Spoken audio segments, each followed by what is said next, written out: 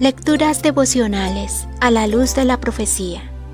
Cuando hubiere acabado de espiar el santuario y el tabernáculo de reunión y el altar, hará traer el macho cabrío vivo, y pondrá Aarón sus 2 manos sobre la cabeza del macho cabrío vivo, y confesará sobre él todas las iniquidades de los hijos de Israel, todas sus rebeliones y todos sus pecados, poniéndolos así sobre la cabeza del macho cabrío, y lo enviará al desierto por mano de un hombre destinado para esto. Y aquel macho cabrío llevará sobre sí todas las iniquidades de ellos a tierra inhabitada, y dejará ir al macho cabrío por el desierto. Bienvenidos a la lectura del libro La Historia de la Redención, capítulo 59, el fin del tiempo de prueba. Se me señaló el momento cuando terminaría el mensaje del tercer ángel. El poder de Dios había reposado sobre sus hijos. Habían terminado su obra y estaban preparados para la hora de prueba que les aguardaba. Habían recibido la lluvia tardía o refrigerio de la presencia del Señor. Y el testimonio viviente se había reavivado en ellos. Por todas partes había resonado la postrera gran amonestación, agitando y enfureciendo a los moradores de la tierra que no habían querido recibir el mensaje. Vi ángeles que iban presurosos de un lado al otro en el cielo. Un ángel con tintero de escribano en la cintura regresó de la tierra y comunicó a Jesús que había cumplido su encargo y que los santos estaban sellados y numerados. Entonces vi a Jesús que había estado oficiando ante el arca que contiene los 10 mandamientos. Cuando volcó el incensario, levantó entonces las manos y en alta voz exclamó: «Consumado es».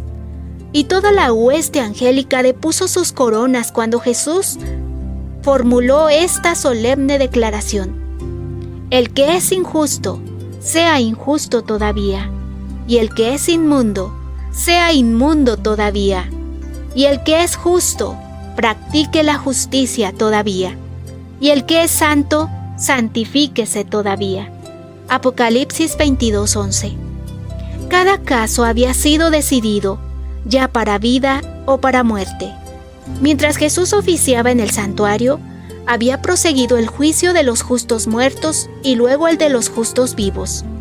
Cristo había recibido su reino, puesto que había hecho expiación por su pueblo y había borrado sus pecados. Estaba completo el número de sus súbditos del reino. Se habían consumado las bodas del Cordero, y el reino y el dominio y la majestad de los reinos debajo de todo el cielo fueron dados a Jesús y a los herederos de la salvación. Y el Señor había de reinar como Rey de reyes y Señor de señores. Cuando Jesús salió del lugar santísimo, oí el tintineo de las campanillas de su túnica, y al salir, una nube tenebrosa envolvió a los habitantes de la tierra. Ya no había mediador entre el hombre culpable y un Dios ofendido.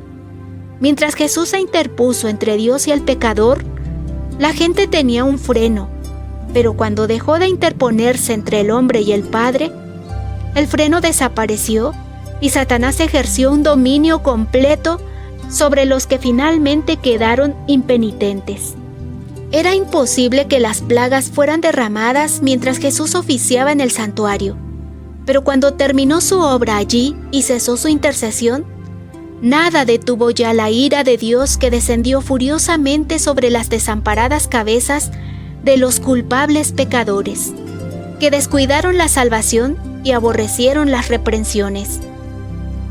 En ese terrible momento, después que terminó la mediación de Jesús, los santos tuvieron que vivir sin intercesor en presencia del Dios Santo. Cada caso ya estaba decidido y cada joya numerada. Jesús se detuvo un momento en la parte exterior del santuario celestial y los pecados que habían sido confesados mientras estaba en el lugar santísimo fueron depositados sobre Satanás, originador del pecado, que debe sufrir su castigo. En su condición de sustituto y seguridad del hombre, la iniquidad de éste fue depositada sobre Cristo. Pero después que hayan sido redimidos los que aceptaron el sacrificio de Cristo, ciertamente es justo que Satanás, el originador del pecado, sufra un castigo final. La hermana White lo aclara en otra parte. Cuando el servicio de propiciación haya terminado en el santuario celestial, entonces, en presencia de Dios y de los santos ángeles y de la hueste de los redimidos, los pecados del pueblo de Dios serán puestos sobre Satanás. Se lo declarará culpable de todo el mal que les ha hecho cometer. El conflicto de los siglos, página 716. Entonces vi que Jesús se despojaba de sus vestiduras sacerdotales y se revestía de sus más regias galas. Llevaba en la cabeza muchas coronas, una corona dentro de otra. Rodeado de la hueste angélica, dejó el cielo. Las plagas estaban cayendo sobre los moradores de la tierra. Algunos acusaban a Dios y lo maldecían. Otros acudían presurosos al pueblo de Dios para suplicarles que les enseñara cómo escapar de los juicios divinos. Pero los santos no tenían nada que decirles. La última lágrima había sido derramada en favor de los pecadores. Había sido ofrecida la última angustiosa oración. Se había soportado la última carga y se había dado el postrer aviso. La dulce voz de la misericordia ya no había de invitarlos. Cuando los santos y el cielo entero se interesaban por su salvación, ellos no se habían interesado en sí mismos. La vida y la muerte estuvieron frente a ellos. Muchos deseaban la vida, pero no se esforzaron por obtenerla. No escogieron la vida, y ya no había sangre expiatoria para purificar a los culpables, ni Salvador compasivo que abogara por ellos y exclamase: «Dale al pecador un poco de tiempo todavía». Todo el cielo se unió a Jesús cuando oyó estas palabras: «Hecho está, consumado es». El plan de salvación se había cumplido, pero pocos habían querido aceptarlo. Y cuando se silenció la dulce voz de la misericordia, el miedo y el horror invadieron a los malvados.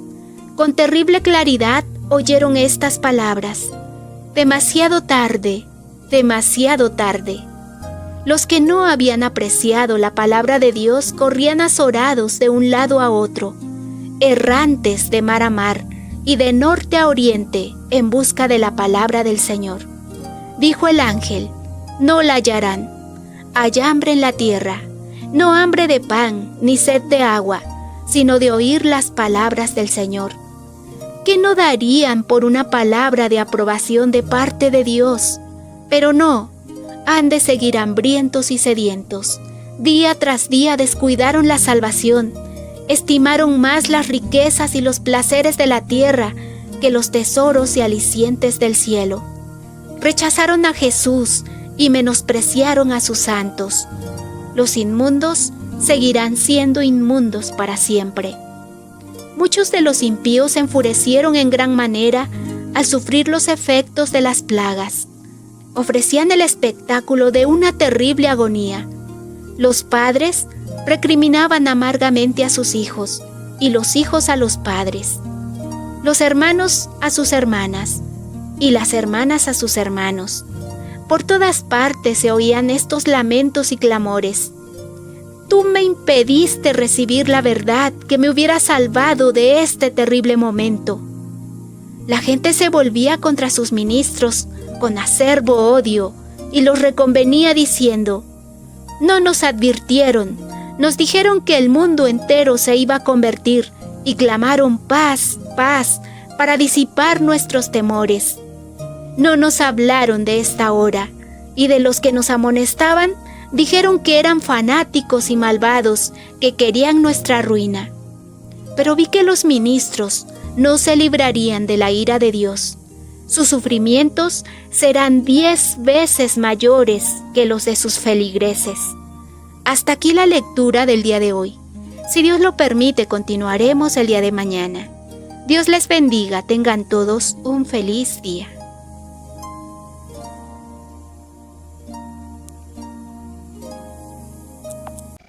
Esta fue una producción de Radio La Luz de la Profecía.